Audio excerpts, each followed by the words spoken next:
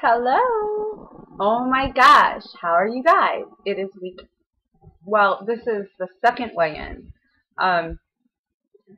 Doing. Okay. Let's talk about this. It's the Weight Watchers 360 plan. However, it's kind of not. I'm looking at what they're doing, and I am building the Sonya-fied version. And that's just because, let me just go ahead and, okay, let me do the weigh-in real quick. Weighed in 149.8. Now, I could give you the, this is why and what I ate last night and blah, blah, blah, but you know what? This is a no excuses, no reasons. That's the weigh-in, 149.8. So, with a starting weight of 152, that is a 2.2 pound loss. Not bad. Cool. Now let's move into having an actual conversation, because I have a lot of new subbers who maybe haven't seen my whole history of everything and don't know what's going on. I know this is a really touchy subject because people get, talking about somebody's weight loss program is kind of like talking about their religion. They get very upset and almost don't hear what you're actually saying up front. I believe that everybody has the right and the responsibility to make their own choices about how they go about this this journey. I think that, some of the most important decisions you're going to make are where you choose to get your information and what you choose to do with that information. So by all means, I think that you should do what works for you in a healthy and happy way. There you go. Okay. A lot of people get very confused. Well, if you don't believe in points, how can you say you're a part of Weight Watchers? So I'm going to go ahead real quick and go through that for the newer subs and to recap for the older subs. I started losing my weight. Obviously, I was large. You saw that in the beginning. I was 255 pounds, and I started losing my weight through Weight Watchers Momentum Points Program. And I lost weight consistently, and I was very excited, and I really embraced the whole Weight Watchers lifestyle. And then when they changed to Points Plus, I was very vocal. I had many conversations with my leader. I was very intensely vocal about, and she was like, shut up, about free fruits and veggies, free. And I think that there's this problem with that. I find that you can't really have, I can't really have free anything. I need values assigned to things. I identify as a food addict. There are videos on my channel about that, and I am open about that. I just need a value. I need to be able to track something and track it effectively. So that's why I do calories and not points now. All of that being said, let me tell you what, even once I stopped doing the Points Plus when I was still losing weight in the Weight Watchers meeting, I stayed. I loved my meeting. I loved having the camaraderie of the people. I have a lot of relationships there. I liked having the moment in that meeting. That was my time. People who celebrated with me. People who don't get tired of talking about food and weight, because a lot of people in your life do. And stuff like that. So it was really good. And I was straight up, I'm paying $40 a month to stay up on their scale once a week. I like having that separate world to go check in on. And I think that that's very important for a lot of people. So I do think it's a good program. I also think that there's just okay, with the old program, you're like, you ate, you lose your points as you lose weight, and you ate down to 18 points, and roughly speaking, a point was 50 calories, which is 900 calories. So even if you didn't exercise, you would probably lose weight and keep it off, if you stick to 18 points for the rest of your life. With the new program, I'm not really, okay, 26 points is your low, and like I think right now, because I'm supposed to be on maintenance, technically, it's 32 points. That's a higher average calorie intake per day. And when you factor in free fruits and veggies, like it's a higher average calorie intake, which means that to take in those amounts of calories and keep weight off or continue losing, you have to move your body. And I think that that's great. I think it's much better to teach people to exercise and eat a healthy amount than to undereat. Okay? That being said, I think that for a lot of people, quantity, what is actually filling? Are you full now? Do you feel full? Like, is it emotional? Like, that's a lot of stuff. And I don't think that you can make one universal program that's going to work for everybody. I think you can make one that's going to work for a lot of people, that's going to get a lot of people moving in the right direction, but then at some point you have to take some personal responsibility for your choices and your actions, and you have to continue to build on everything they're giving you, and to continue to learn, and to continue to grow. A lot of these 360 changes, because points are going to stay the same. It is still points plus. Let me make that very clear. But now they're doing this whole tracking spaces, routines. Like, what can you do to change your space? What can you do to change your routines? Why don't you walk on the far side of the mall? Why don't you not buy those snacks? All of those things, those are things that most of us have already figured out on our own, because if you are taking the next step in your own journey, those are natural occurrences. One of the things that I feel like, and I get like that we're a customer service group, but I differ from others, because I feel like they're like, what they say is you can eat anything you want and still lose weight. Well, that's not true for everybody, and they're about to start trying to say something a little different, but then they go back to it. Like chocolate, they are not going to use trigger, but trigger food is what it might be. So chocolate might be a trigger food for you. And people get very like, I mean, do I have to really live a life where I give up chocolate? I just can't do that. Well, you might have to. If you want to be successful, you might have to. For the rest of my life, I will not be eating fast food hamburgers and sandwiches and stuff like that. And I am aware of that, because that is a food that causes me to be triggered. And you know what? The reason I was successful this time is because I didn't try to justify having it now and again. I didn't try to tell myself I could handle it. I didn't try to be like, well, I have to have that, or, you know, it wasn't my fault, I had to stop and get one, or whatever. I just accepted, you know what? Yeah, I'm going to give certain things up in order to get what I want. And that's okay. This whole, oh, everybody should be able to eat whatever they want. I mean, you should have what you want. Maybe not. What do you want? What do you want more? What is more important? Do you want to be healthy, or do you want your chocolate cake? Because some people can have a slice of chocolate cake and walk away from it, and some people cannot. That slice of chocolate cake represents something bigger and worse and will turn into something else.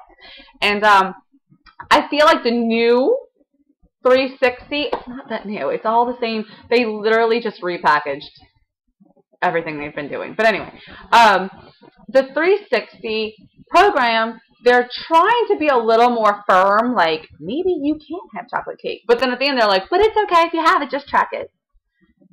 I mean, I don't know. I guess getting tough with people wouldn't be as easy to sell as a meeting full of people willing to tell you that it's all fabulous and not your fault. I don't know. That's one. Two, I got really kind of ticked off because during the training for one of these things, I get this, they say straight up that one of the things they're going to change is that they're going to break the meeting into smaller groups that are appropriate for different topics. And she says, I mean, a marathon runner isn't going to be able to inspire a couch potato because they're at two different levels. Really? Really? So I guess when we watch them drop weight and become runners on Biggest Loser, that's not inspiring? Oh, okay. So when you guys are like, oh my God, I can't believe the changes you've made in your life, I'm so inspired. You're wrong. You're obviously not inspired because I can't inspire somebody who's on a different level than me. I think that's crazy. I think having somebody in a meeting that's lost over 100 pounds should be able to be inspired. If you have 15 and you meet somebody who's lost 100, then that should be like, hey, I can do 15. If I have 200 to lose and I meet somebody who's lost 150, that's inspiring. You know, I mean, I was floored to meet people who had to lose a lot and did when I was 255 pounds, because it was like, oh, that means I can. What's wrong with that? That's just so baffling. And I think that the ladies in my meeting who are amazing and who are so kind and so awesome and who are overly supportive in every race that I do, they want to hear about it. They ask me about, like, if I mention that I'm doing a race, like if I'm like, oh yeah, I have a race to do in August, and I say that in April, you better bet that come September, they're like, hey, how'd your race go? Because they know it happens sometime in August. So they care and they're invested. And just because I've already reached goal and I'm doing something they're not doing doesn't mean that we can't sit down and find some common ground. It's just crazy. With all of that being said, I am still tracking on paper. I'm not doing points. I did points. I did both points and calories for like 3 days. And then I was like, I cannot do food with no value. I cannot do it. It became too stressful and too ridiculous. And that is my addict in me. That's the food addict. And it was just too much. And I was like, nope, I cannot do zero food. So that's why I don't do points. That is the only reason. I did points religiously when I was losing with the momentum plan. But the no value foods, I just can't. So there we have that. I am tracking on paper. I am trying to be more relaxed about it. I think I have been. I think back to when I first lost the weight between 150 and 135, and I was so strict and I was so dedicated and I wanted it just done. And I think there was a level of unhealthy. I think I was probably usually around 1,000 calories. That's not really where you're supposed to be, especially not when you're running. So what I'm trying to do is find the calorie intake for myself that also equals good running. Because I find, and this is crazy, I run faster, longer, harder, and happier when I'm around 150. When I am fueling my body with carbohydrates and proteins and all of that stuff that equals around 150, I run so much better. And I know that what I need, now I have loose skin. I lost 105 to 15 pounds depending on what day it is. I have loose skin. I probably have, I'm going to go on a conservative side, 7 to 10 pounds of loose skin.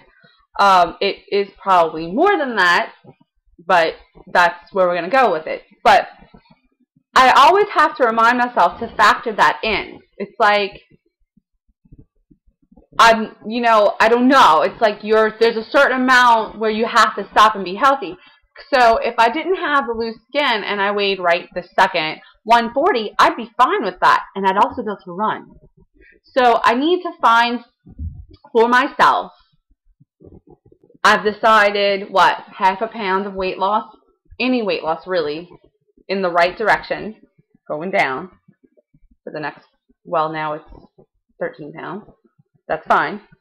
But I want to also be able to run, because it doesn't matter how small I get, I am miserable if I can't get out there and run.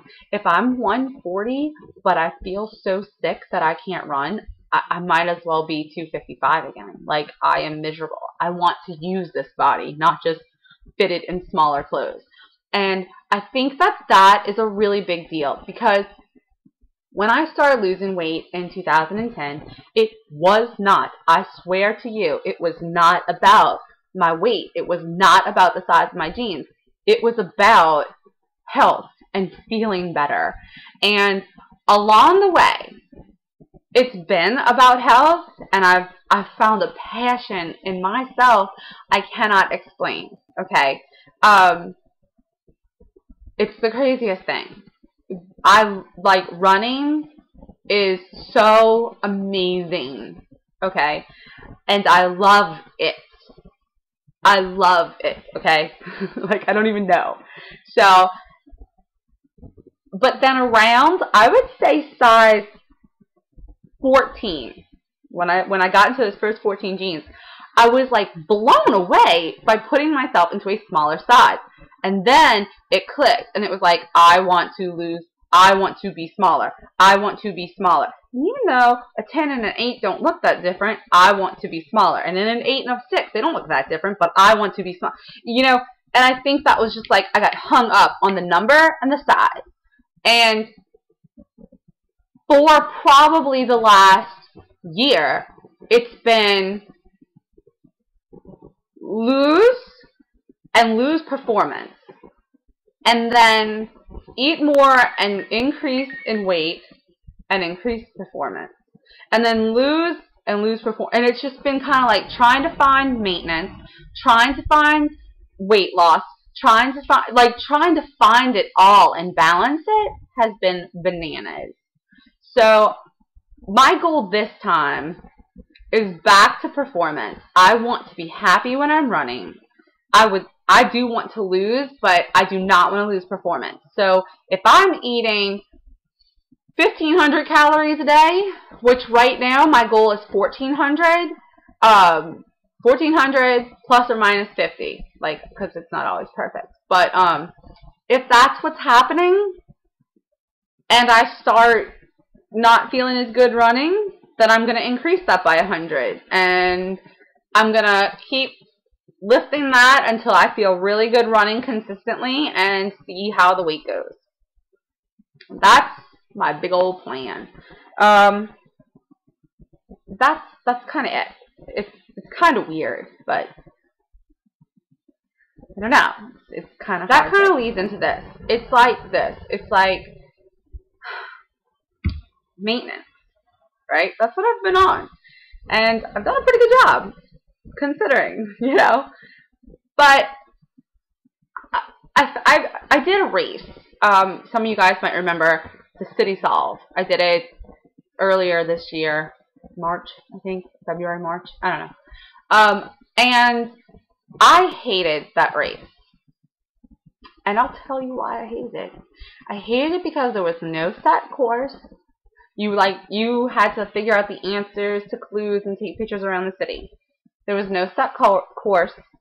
There was no finish line. There was no, like, anything. It was like all of this running 5 blocks that way just to figure out that you went in the wrong direction, to go back, to run in a circle, to go in a big oblong, you know, rectangle, to realize that you were running around the photo op the entire time, walking aimlessly for miles.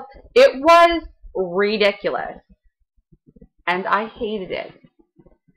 And I was like, God, Jesus, how far did we walk? What the hell did we do? It felt like we were out there forever. And it might have been 6 miles. That's like a 10K. It's nothing. So then Ashley and I did the whole jazz marathon. And it was in the same area of the city. And I ran 13.1 miles. probably more when you factor in all the whatever. So there you go. And when that happened, I realized that I did not run that far for the city solve because I was in the same area, you know. And I was like, damn, this 2.5 hour, well, it was 2 hours and 13 minutes, 2 hours and 13 minute half marathon was longer and arguably harder, and yet I got it done in 2 hours and 13 minutes, and I feel great, and I was happy the whole time. What was the difference? Well, let's see. Maybe a 4 hour total distant walk with the city solve that was without guidance, without a course, circling and circling and circling and circling, just trying to find your clue. It took hours. Like, seriously, if we would have just ran a straight line, the same distance we covered, we would have probably been done in 45 minutes at the most. And it was literally 4 or 5 hours of just agony. And I think that's a lot like weight loss versus maintenance. Weight loss is a marathon. Even if you have 100 pounds, 200 pounds, 300 pounds, you have an amount. Okay, I have a goal. The finish line is, okay, you might chip away at it. You might go backwards here or there, but you have a direct path and a goal. With maintenance, it's like missing the mark every time. It's like running in a big effing circle up and down the same block just to realize that you done passed what you actually needed 17 billion times. There is no end, unless you die. There is no exact formula. When you're running a race, you put one foot in front of the other and you follow the track, you're going to get to the end. When you're doing maintenance, you just don't know. It's like, how do you pace yourself for something you don't know? And that's kind of where I'm at.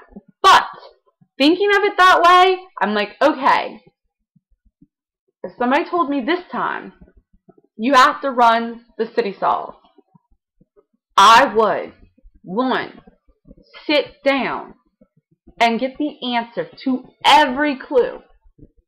2, Google Map every answer. And 3, use a GPS. And even though it seems like that would slow you down, it would give me a map and give me directions, and in the end, save me a lot of heartache. So, I'm at 149.8. Instead of doing what I know to lose weight, quick and fast, I am not looking at this as losing. I am looking at this as maintenance. So these 12 weeks of paper tracking and trying to incorporate more of the Weight Watchers philosophies is more about sitting down, answering all the questions, Google mapping my way, and then GPSing. And I'm hoping that by doing that, I will help myself out in the long run, so I just keep missing the mark. Bam. Bam. I mean, what else do you say after that?